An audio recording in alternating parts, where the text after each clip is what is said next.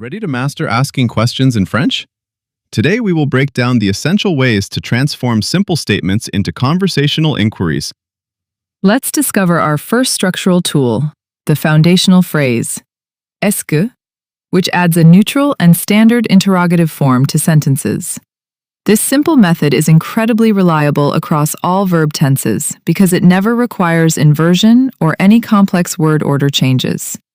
For the present tense, simply say, Est-ce que tu veux? Which means, do you want? As a standard neutral inquiry. Let's practice another present tense example. Est-ce que tu parles français? Which translates directly to, do you speak French? To use this tool in the Passé Composé, say, Est-ce que tu as fini? Which translates directly to, did you finish? Consider this second past tense query. Est-ce que tu as mangé? Meaning, did you eat? To casually check on your friend. For the near future tense, try Est-ce que tu vas venir? Which means, are you going to come? In English. You can also say Est-ce que tu vas partir? Which translates to, are you going to leave? When checking travel plans. With that foundation set, let's explore inversion, a syntactic process reversing the subject pronoun and verb for formal context registers. In the present tense, the main verb directly inverts with the pronoun, like veux-tu, which means do you want, formally. Another excellent present tense inversion is parles-tu, which formally translates to do you speak when addressing a colleague. Let's add sais-tu to your vocabulary list, which is the formal inverted way to ask, do you know? For compound tenses like the Passé Composé, the auxiliary verb carries the inversion marker, taking the main verb's typical position. Practice this strict past tense rule by saying as-tu fini, which means have you finished, in formal spoken French. Try another compound past inversion, as-tu mangé, which translates to have you eaten, in formal business or literary contexts.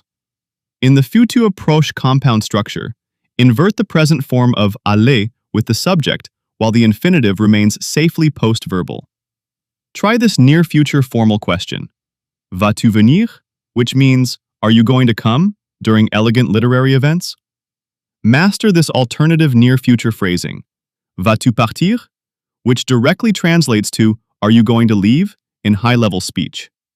Now let's examine intonation, a pitch modulation in speech signaling a question without changing the standard declarative word order. This highly popular method relies entirely on a distinct ascending intonation at the very end of your phrase to indicate curiosity. Keep in mind that raised voice inquiries are informal expressions for casual situations only, never for formal or written environments.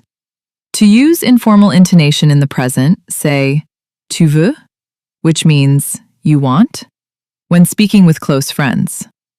Simply say, tu parles français? With a rising voice to informally ask, you speak French? In casual student circles. You can also ask, tu sais? With a playful upward pitch, translating directly to, you know? During friendly gossip. In casual past conversations, say, tu as fini?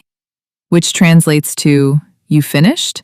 To check updates with your classmates. Try asking, tu as mangé? With a rising inflection, meaning you've eaten? When meeting up for a casual lunch break. Finally, for the casual near future, say, tu vas venir? Which means you're going to come? To spark instant engagement. Or shout, tu vas partir? With a rising tone, meaning you're going to leave? When saying a swift goodbye. Choosing among these three primary methods always depends completely on your specific social context, register, and chosen medium. These tools reflect the highly dynamic and interactive nature of spoken French, helping you foster genuine, lasting connections with native speakers. Mastering these structures unlocks incredible confidence. Keep practicing these three methods daily, and your fluency will reach new heights.